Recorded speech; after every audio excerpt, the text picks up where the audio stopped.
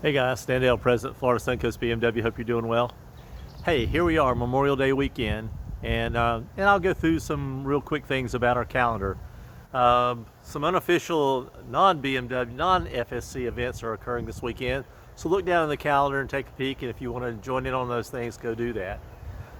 And then, of course, next weekend, starting June, I think it's June 1st, 2nd, the 4th, the 8th, the 9th. We have a ton of things lined up for the early part of June, so just take a peek at that. I think I went through those last week. But I want to turn my attention this week to this weekend, Memorial Day weekend.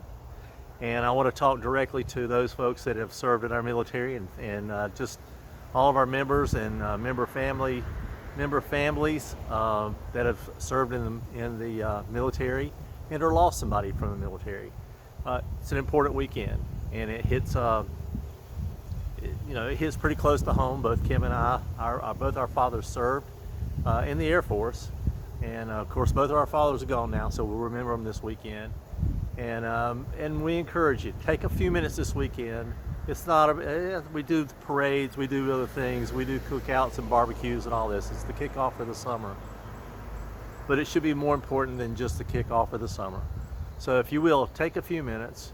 I know there'll be some memorial things on television that you can take in and do those remembrances, but just take a minute and stop, a few quiet minutes, and just remember those folks that, not my phrase, but it's the coined phrase, that gave it all for what we have.